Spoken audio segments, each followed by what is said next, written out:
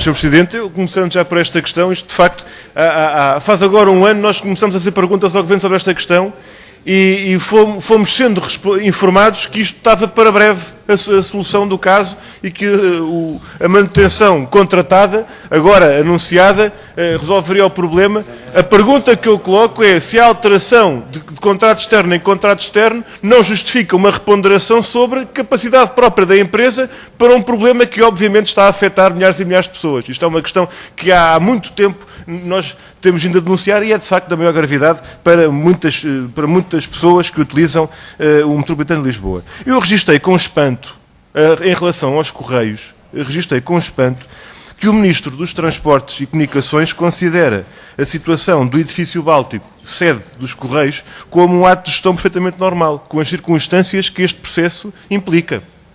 E isto com a Inspeção-Geral de Finanças a pronunciar-se sobre o caso, com situações até do ponto de vista de segurança e proteção civil da maior gravidade, é com espanto que eu verifico que finalmente, ao fim de quase um ano, a palavra que o Governo tem para falar sobre isto é esta que o Sr. Ministro aqui colocou. Quando nos respondeu sobre o setor público dos transportes e não só, sobre a sua tutela, o setor público das empresas que tutela, que não há exceções, eu queria esclarecer primeiro que nós não pedimos exceções. O que nós queremos é que haja clareza e critério e que estas medidas sejam revogadas. Porque em relação, por exemplo, à decisão de não estar a pagar horas extraordinárias, eu dou-lhe o caso concreto que se passa agora com a CP. Fazer greve a horas extraordinárias significa cumprir o horário de trabalho, normal. Ora, isto está a significar 20% de supressões nos transportes, nas carreiras ferroviárias da CP. E, portanto, isto é a demonstração que o que está a passar agora é insustentável do ponto de vista do funcionamento das empresas. Porque se não se paga horas extraordinárias, se não se faz trabalho extraordinário e há 20% dos comboios que não circulam, então alguma coisa está errada. E, portanto, eu não estou a pedir exceções. Eu estou a dizer é que tem que haver uma alteração de fundo em relação a estas orientações, Sr. Ministro. Depois, o Sr. Secretário de Estado disse há pouco os 5 litros por passageiro que os catamarãs consomem quando vai pouca gente. E que chegou a dizer que, em termos ambientais e energéticos, é preferível as pessoas virem de carro pela ponte. Eu não lhe vou chamar irresponsável, mas digo que é só uma consideração perigosa, do ponto de vista da estratégia dos transportes. Aliás, o Governo está a dialogar com os utentes e autarquias, agora, depois do corte de carreiras ter acontecido, e só porque os utentes se mobilizaram para a luta e porque as autarquias têm procurado trabalhar em conjunto para ajudar à solução. Mas ainda a esse propósito, nós recordamos que há quase um ano, em 2010, os senhores disseram sobre a linha do Tua que era preferível dar um carro a cada transmontano dos utentes daquela linha. E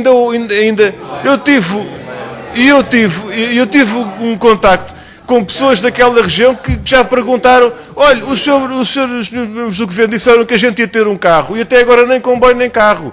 E a verdade é que quando se fala em transportes alternativos, e já nem sequer falamos em carros, falamos em autocarros que as pessoas prometem, que dizem que não vão ser cancelados. Termino, Sr. Presidente, dizendo que aquilo que está a ser anunciado às populações é que vai acontecer em Trás-os-Montes, Alto Douro, no norte do país, aquilo que já aconteceu no Alentejo, que é suprime-se o comboio, apresenta-se a alternativa do autocarro, garante-se que não vai acabar e, passados uns tempos, acaba mesmo. E, portanto, é isso que tem acontecido noutras regiões do país e é isso que está a ser anunciado no Norte em relação a estas matérias. Portanto, senhores membros do Governo, é necessário que, mais do que prometer que desta vez é que acontece o que nunca aconteceu, é mesmo ter uma política diferente e alterar as orientações em relação a este setor. Muito obrigado, Sr. Presidente. Obrigado, Sr. Deputado Bruno Dias, tem a palavra. Muito obrigado, Sr. Presidente. Sr. Ministro, já disse 2 vezes que não há exceções e que nas empresas sob sua tutela as regras que o Governo decidiu são para cumprir, tudo e tal. Ó, Sr. Ministro, um passageiro que chegue para apanhar o comboio da CP e leia um cartaz a dizer greve, perturbações e depois não há comboio, etc. Agora, nestes dias, o que se está a passar é uma greve às horas extraordinárias, que é aquelas que o Governo diz que não se podem pagar. Portanto, a regra que o Governo manda aplicar é não se paga trabalho extraordinário. Os trabalhadores dizem, então se não se pagam, a gente não as faz. Então, greve, horas extraordinárias. E isto está a fazer com que 20% dos comboios sejam suprimidos. O que eu pergunto é como é que se organiza um serviço que depois houve da parte do governante que isto são medidas estruturantes para a sustentabilidade da empresa. E ao lado, ali na Parque Expo, há aquele edifício com 1.500 pessoas, 1.400, quanto a 1.500, projetado para 700, com um negócio milionário como o Tengil, que é uma medida de gestão. Pode-me explicar, se faz favor, qual é a diferença entre uma medida estruturante para a sustentabilidade e para o rigor da gestão, como disse o Estado de Estado, e uma medida de gestão que é da autonomia da administração da empresa? Então o que joga para uma não joga para a outra? Pode-me explicar, se faz favor, qual é a sustentabilidade que advém para uma empresa de 1 em cada 5 comboios serem eliminados porque os trabalhadores se recusam e bem a trabalhar horas que não são pagas?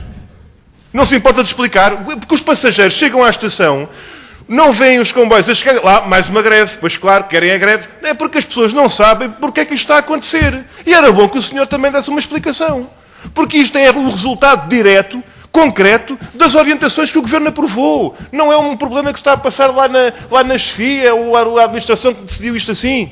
São orientações do Governo e, portanto, isto não é uma opinião geral que eu estou a dar, Sr. Ministro. Isto é uma questão concreta, dando exemplos de 2 empresas onde isto está a acontecer. E eu termino perguntando qual é, afinal de contas, a explicação que o senhor dá para diferenciar um ato de gestão autónomo de uma medida estrutural para a sustentabilidade e para o rigor da gestão. Muito obrigado, Sr. Presidente. Para reiterar, eu não estou a pedir que haja exceções. Eu estou a dizer que estas medidas são erradas para as empresas, para os passageiros e utentes e para os trabalhadores. Muito obrigado, Sr. Presidente.